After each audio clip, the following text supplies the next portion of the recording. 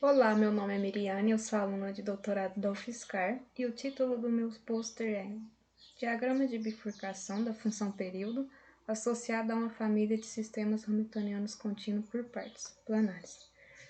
O objetivo dessa apresentação é caracterizar o comportamento da função período dessa família 1, com respeito à monotonicidade e o número de períodos críticos do centro na origem. Tal sistema ele tem uma função hamiltoniana por partes dada aqui pela equação 2, onde V está dado aqui em 3.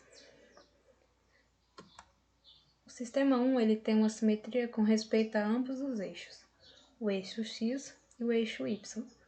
Estas simetrias são cruciais para obter o resultado discutido aqui.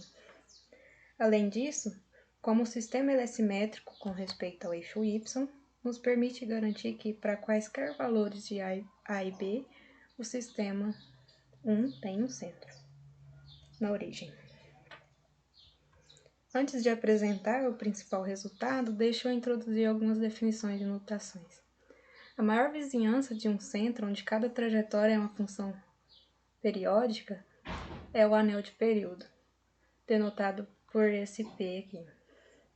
E sua fronteira eu denoto por isso. A gente denota por H0 a curva de nível do Hamiltoniano 2 que contém a fronteira. Nós dizemos que a origem é um centro global se o anel de período é todo plano. Caso contrário, o anel de período é limitado. Em sistemas hamiltonianos por partes, assim como no caso analítico, as órbitas periódicas do anel de período podem ser parametrizadas pela energia. Então, para cada H nesse intervalo, nós denotamos por γH o conjunto de pontos no plano euclidiano que verifica essa igualdade aqui, onde H é a função hamiltoniana definida anteriormente. A função que associa cada H nesse intervalo ao período mínimo de γH é dita ser a função de período, e eu vou denotar por T de H.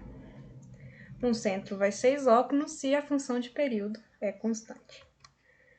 Neste trabalho, nós obtemos o seguinte resultado a respeito da função período para a nossa família, que descreve o diagrama de bifurcação da função período para a família 1. No primeiro caso, se ambos os parâmetros A e B são iguais a zero, nós temos o centro isócrono linear, isto é, ou seja, a nossa função de período ela é constante. Se A e B são não negativos e não simultaneamente iguais a zero, então a função de período é monótona decrescente, como representada aqui na região em azul.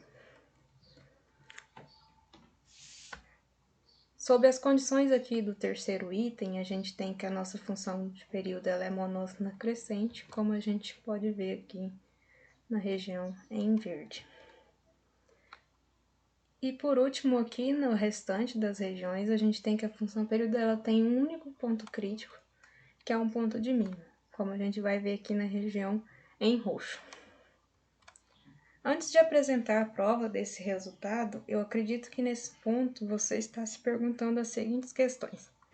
Como é o domínio da função período, ou seja, quem é esse H0? Qual a fórmula que determina o período de uma órbita periódica num sistema por partes 1? Como determinar o comportamento monótono de T? Podemos dizer que para responder estas questões é suficiente entender muito bem o caso analítico, no caso do sistema diferencial hamiltoniano planar, e utilizarmos o fato de que o sistema 1 possui aquela dupla simetria já mencionada. Nós devemos primeiro determinar todos os retratos de fase para responder à primeira pergunta. E para fazer isso é suficiente estudar o gráfico de V, esta função V aqui. Nós obtemos que existem 4 retratos de fases topologicamente distintos, mas somente 3 deles, 3 anéis de período topologicamente diferentes. Além disso, a gente obtém quem que é o H0. Aqui eles são chamados, os anéis de períodos topologicamente diferentes, centro global, alça de célula, 2 ciclos de célula. Então, a gente obtém, né, estudando essa função V, a seguinte proposição. Agora, para determinar a fórmula do período, primeiro nós temos que considerar o caso contínuo, dado pelo sistema aqui em 6, que é o sistema hamiltoniano diferencial planar com hamiltoniano dado por essa expressão aqui. Note que não é difícil ver que qualquer órbita periódica intercepta o eixo x em pelo menos aqui em exatamente, né, 2 pontos, que eu vou denotar aqui por xl e xr. E a função de período tal, então, ela vai ser dada pela fórmula 7, onde essa última igualdade aqui vale devido à simetria, que nos permite obter essa igualdade aqui. Note que tal depende de k e poderia ser natural denotar, né, tal por tal k de h. Agora, usando as simetrias que nosso sistema por partes 1 possui e a expressão que a gente tem para a função período no caso analítico, a gente consegue determinar a fórmula, né, para a nossa função período t, que é dada aqui em 8, onde TL é igual a tal A e TR é igual a tal B. Com essa última expressão aqui, nós podemos responder a nossa última questão. Como a nossa função período t, ela é uma combinação linear aqui das nossas funções períodos no caso contínuo, no caso analítico, para A e B, a gente determina o comportamento monótono de t, simplesmente determinando qual que é o comportamento monótono no caso contínuo. É o que a gente pode ver, né, nessas duas últimas expressões aqui. Para determinar o comportamento monótono de tal, nós usamos métodos bem conhecidos de geometria algébrica.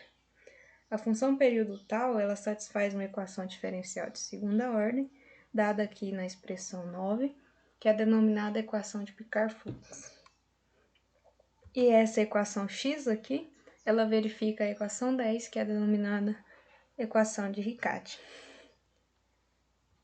Então, a gente pode ver um pouquinho mais nessas referências, para quem tem interesse, de como é feito, né, realizado esse procedimento. Então, realizando um estudo do sistema diferencial autônomo que corresponde à equação de Riccati, a gente consegue determinar o comportamento monótono de tal, que é dado, né, pelo seguinte lema. Se k é igual a zero, a nossa função tal é constante. Se k é negativo, então ela é monótona crescente.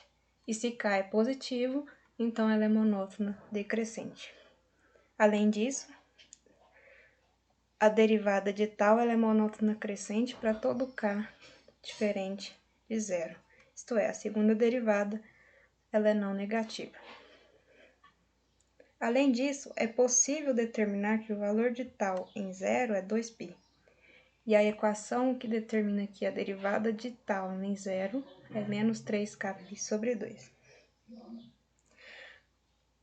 Consequentemente, como t é uma combinação linear, né, de tal, a gente pode dizer que t em zero é 2π, e a derivada de t em zero é essa expressão aqui, e a segunda derivada de t é sempre positiva no intervalo de definição. Então, agora a gente pode finalmente, né, apresentar a prova do nosso teorema. Se A e B são ambos nulos, então o centro é isócrono e t é uma função constante igual ao valor dela em zero, ou seja, 2π.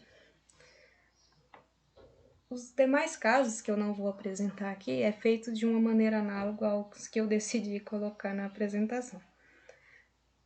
Se A, no caso, é negativo e B é positivo, a gente pode rescalar B e considerar B igual a 1, e A sendo negativo como nosso parâmetro livre. Então, a nossa primeira derivada é dada por essa expressão e a segunda derivada pelo lema anterior é sempre positiva no intervalo de definição. Se o valor absoluto de A é 1, então A é igual a menos 1, primeira derivada é 0 e a segunda derivada é sempre positiva no intervalo de definição aqui. E a função período ela é monótona crescente e o gráfico de t é como representado aqui nesse quadrado vermelho.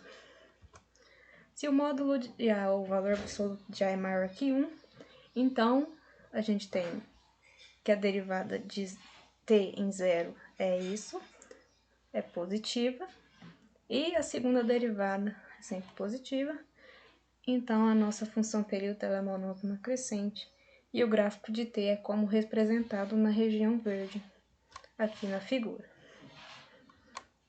Se o valor absoluto de A é menor que 1, a derivada de t em zero é negativa, a segunda derivada é sempre positiva no intervalo de definição, e a nossa função período, então, ela vai ter um ponto crítico, e é um ponto de mínimo. Então, o gráfico de t vai ser como representado na região roxa. Aqui estão as referências da minha apresentação. Obrigada.